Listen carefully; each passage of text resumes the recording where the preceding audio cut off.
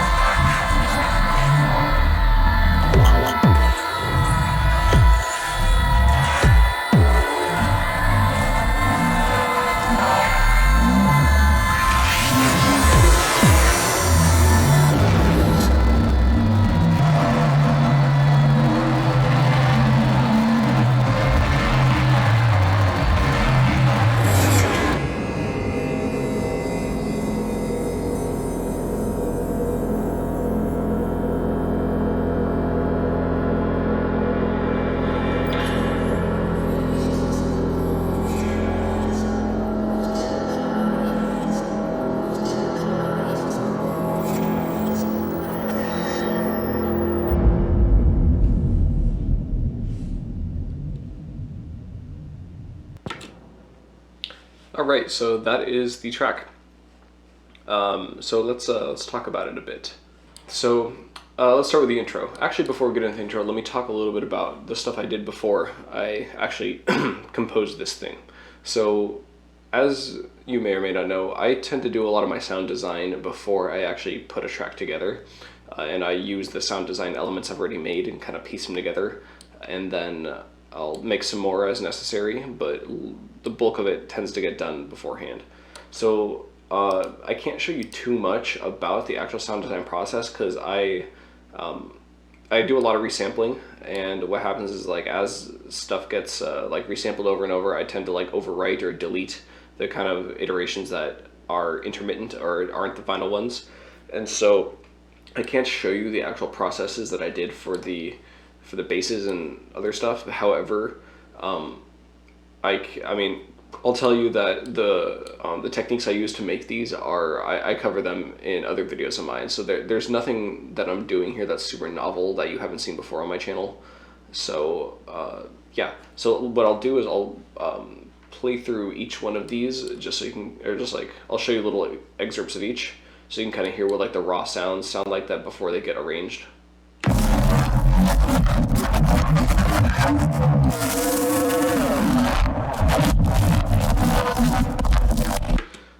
Here's this one.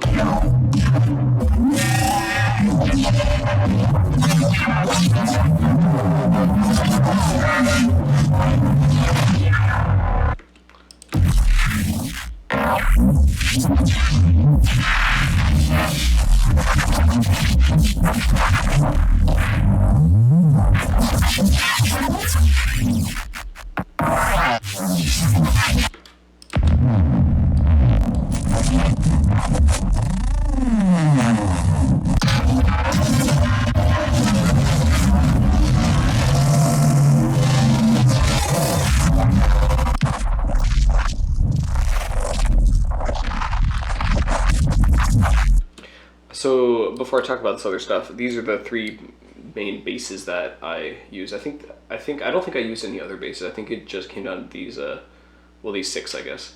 What's going on is each one of these, so verb sine, verb FM, and verb res, they're all, this one's from a sine compression base. FM comes from like an FM EQ modulation base, and then the res comes from a res base. And each one of these was sent through a different like resampling process.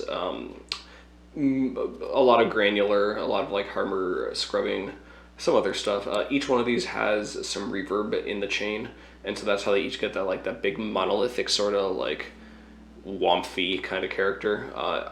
Some tasteful reverb applied judiciously is very, very, very useful for getting this kind of big bass sound. And these, in my opinion, are a pretty good mix of like kind of dry in your face sort of sounds and like big spaced out like swells, and that you can kind of pick and choose how you want to arrange them. And so yeah, so those are those. I had these little noise snippets that I didn't end up using. Like they sounded kind of cool, but I couldn't make use of them.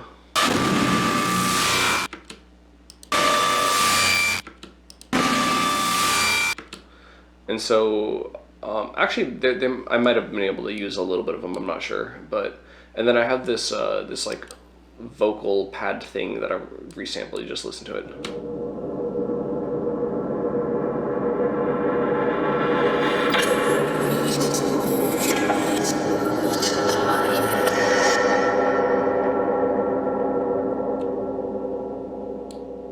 So that was, I had some phrase that I had a sample of someone speaking.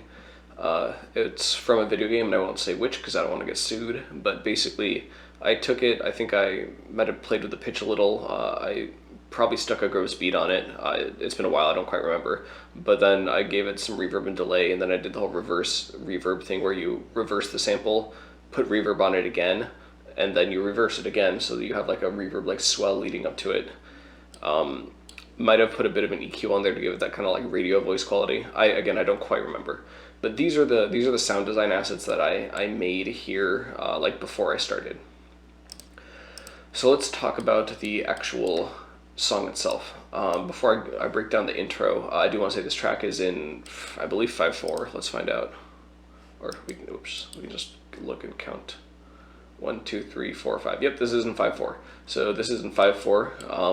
It's not 4/4. 4/4 is what a lot of electronic music is made in, but not this song. This one, I've been recently doing a lot more stuff in non 4/4. This was kind of one of the first ones I did that wasn't in 4/4. So I guess I personally think it came out fine, but I guess I'll leave that up to you. So let's break down the intro. So this drone sound, a lot of these sounds, and I'm gonna be straight up and honest, these come from the Glitch with Friends Volume 2 pack. Like some of them are just straight up sounds from there. But it's not totally cheating, because like this drone 1 sound, I actually made myself, and it's from that pack. It's in the pack, it's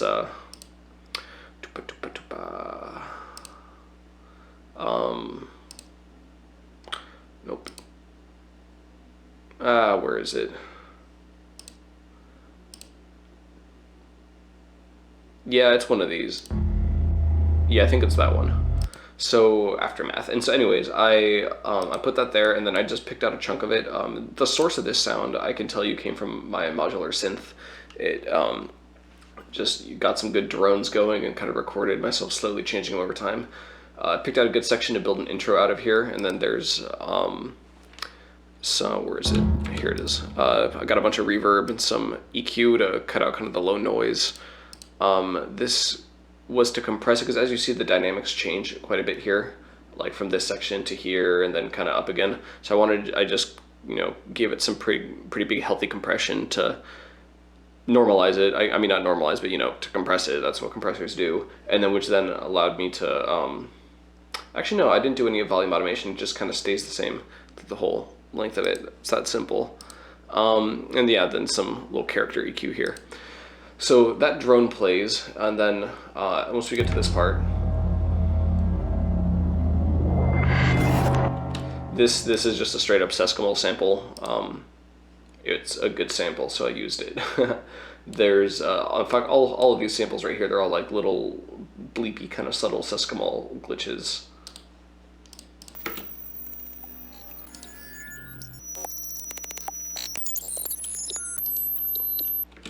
So making something like that myself, like, probably could have done it, but I was kind of in a rush when I made this, and I was like, oh hey, these rule, so I put them in. This monolith pad, I think this is also from the Glitch with Friends 2 pack. I think it's yeah.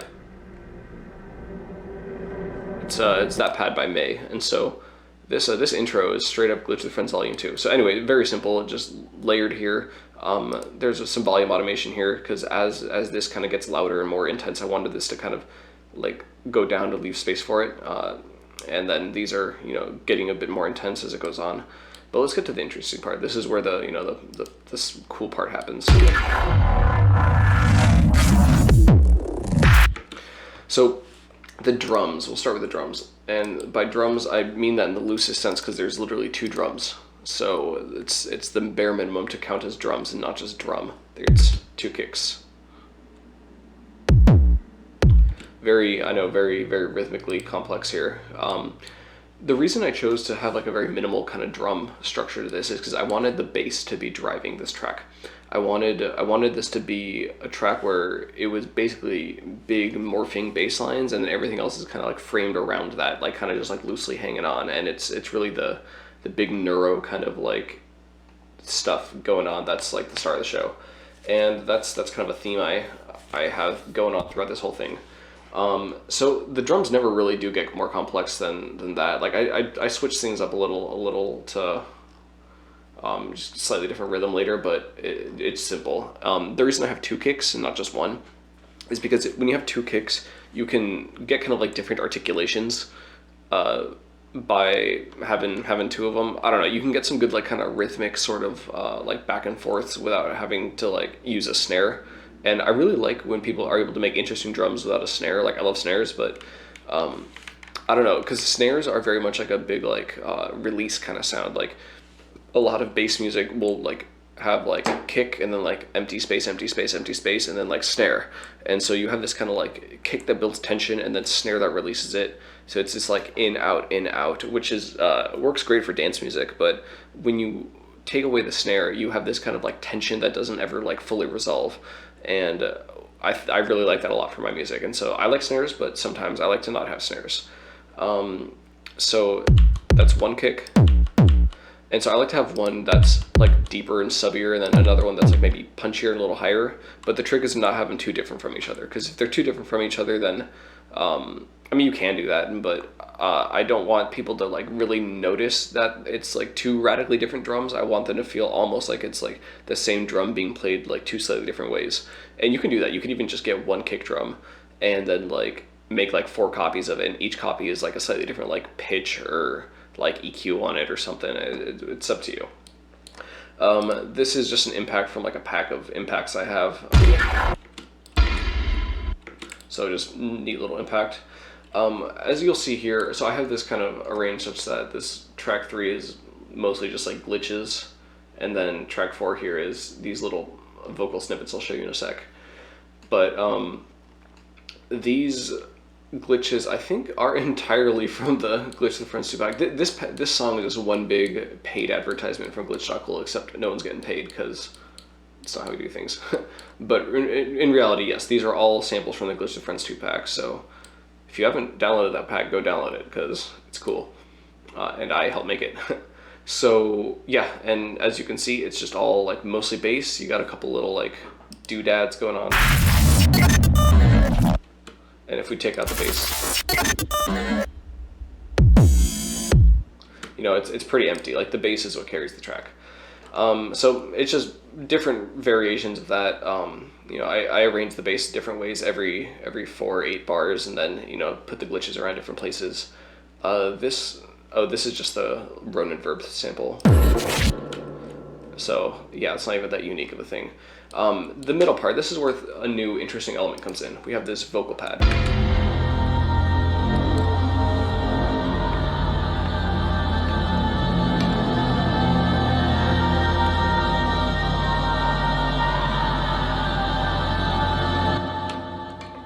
So that is a sample that my friend Abraxas gave me. I think it's some kind of Bulgarian folk choir sample. I don't know exactly where it's from. Wherever it's from, I hope I don't get copyright strike for it, but I've mangled it pretty hard though. I put it in a plugin called the Mangle. And so if you're not familiar with the Mangle, it's a granular synth. I think I've shown it in my other videos. And basically, it functions differently than the fruity native granulizer, but it does different stuff. It's really good for like turning anything into a pad sound if you know what you're doing. Basically, just put the attack up on each grain and the release up on each grain. Play with the rate until it's you know, they're like overlapping enough but not too much, and then slap a big fat reverb on it, and boom, you got a pretty cool pad. So I did that with this vocal sample, and it's still recognizable as like a vocal sample. It has a lot of its character, or as a choir sample. But yeah, so I resampled it clearly because it's audio here from the granular synth. And I know here in this part I've actually slowed it down. It's yeah. So this Vox Pad 2 actually was like the original. This is like playing at normal speed, and then this one I like cut it in half and then like stretched it out to twice the length so that it's like slower, because I wanted it to be less like rhythmic and more just kind of like a solid pad. Yeah, it's slower. And then I just right here, simple kick, or actually this upright, I think this riser, where's this from? Yep, this is a riser from either Glitch with Friends Volume 1 or 2, I'm not sure. Yeah, I hope you guys aren't too disappointed to see how much of my work sometimes is just like samples from the like Glitch with Friends packs, but oftentimes I'll be using my own samples from those packs. This track is the most sample heavy. I think this is probably one where I was the least creative in the arrangement. In my other ones I got a lot more going on, but basically, yeah. So this riser goes up. Got 2 impacts here that together they have, you know, a different character. If we go, so that's more like kind of higher pitched one. I think I actually pitched that one up. Oh no, it's pitched down. What the heck? Weird. I don't know why it's it must have been the character of that. And then when you combine it with this boom, you get, and that works pretty well for this section. Pad monolith comes back in for a bit. I got a section of the drone that I like scrubbed over to get this part. I get the reverb down and then have it come back up.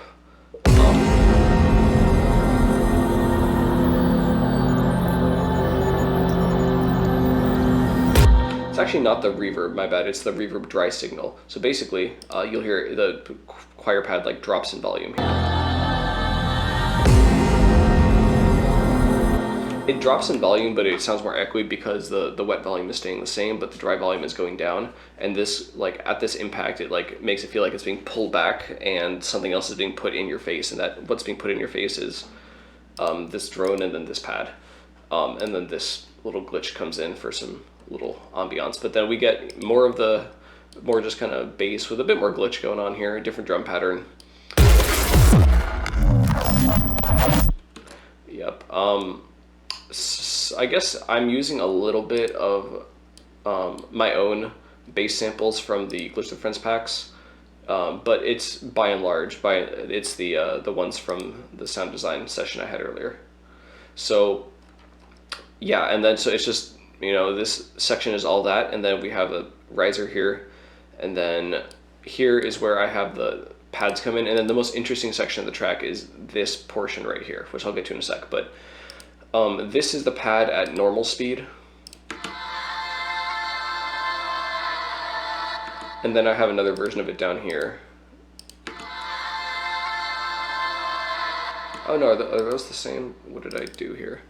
Yeah, you'll have to understand, I made this track quite a while ago, so I think I might have just doubled them up on each other to increase the volume rather than volume automate things. It's a lot sloppier than I should have done. Oh well. You know what it was? I think these might have been different pitches at one point. Hold up one sec.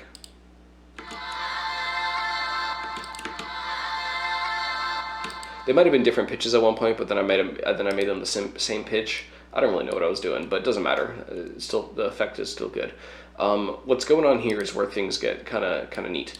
I start automating the tempo way down, and because this section I wanted to, you know, it slows down, feels like things are falling apart.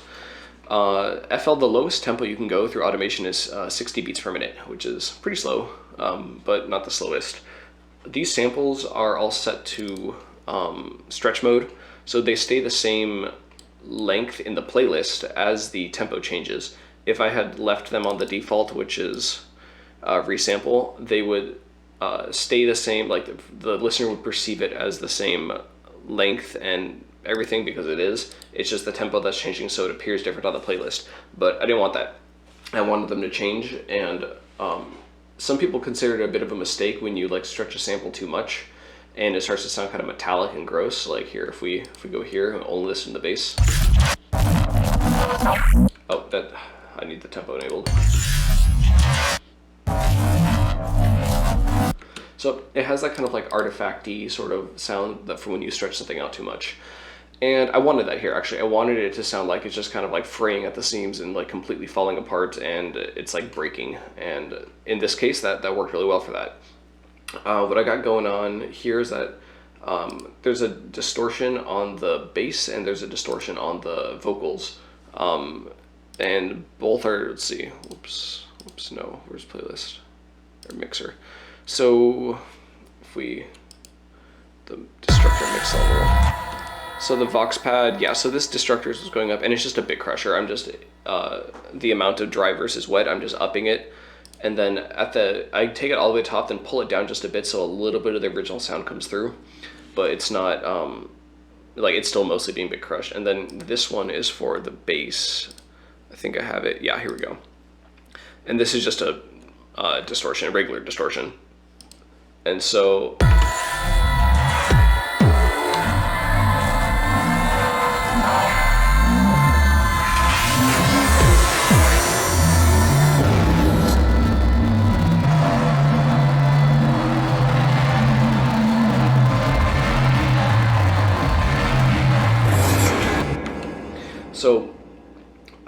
to kind of accentuate that effect, the rate in the bit crusher for the Vox pad, I'm modifying here too. And at this moment where I take the drums out and let everything just kind of like swell, this changes the character of the bit crush. Let's.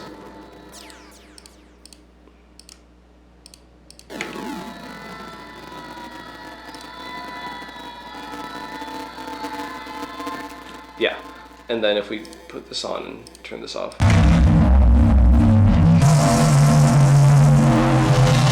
So yeah, you can hear they start to sound like a lot more kind of gross. And then this, I didn't put these on. This warp depth here, this is an isotope vinyl for the Vox. It's, there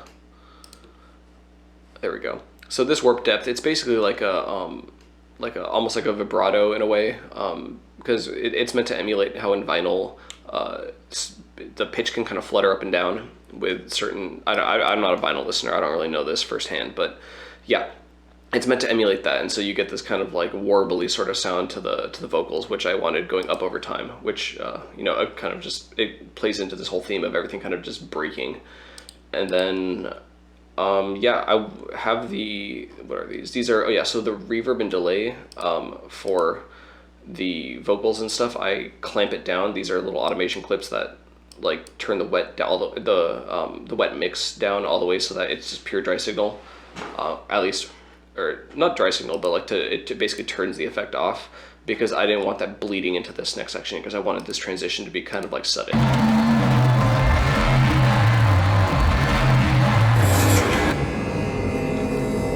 Yeah, whereas if I took these out, let's just move these over here.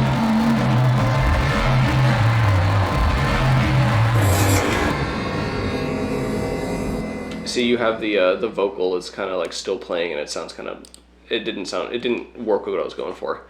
And then here I just got some different effects going on, like some different reverb and wet levels and some bands and stuff going on for the these different sounds, just as like an outro. It's pretty straightforward. And then the tempo, I'm having it slowly come back up, because if I didn't want this section to last too long, but also this this boom impact, if you play it with like the tempo too low, I didn't like the way that sounded, so I put it back up to where it's supposed to go. But yeah, that is this track. This track is really straightforward. The other tracks I have in this EP are significantly more complex than this one. I made this one almost in record time. I think the fastest I've ever made a track was like 2 weeks, and I did this one in like, I think 2.5 or 3 weeks. So as you can see, it's possible to make a pretty cool song from just samples from other people's stuff. I mean, I still made plenty of my own stuff here, but a lot of the kind of cool sounds in here were from the sample pack that I was talking about, Glitch and Friends. But the trick is not to just use samples as is, it's to manipulate them and do wacky stuff with them, which I think I did quite a bit. So hopefully you learned something a bit about how I do things, and maybe it'll apply to you in some extent or not. But yeah, so this was Contingent Abjection Process. Take a look in the description for links. And next time I will do Aliens of Our Own Making. That's the next one after this. And that one has a lot more going on in it. That one's a bit more interesting than this. So hopefully you get something out of that one too. If you have any questions, please let me know in the comments. And I hope you go listen to my EP. Thank you. Have a good day.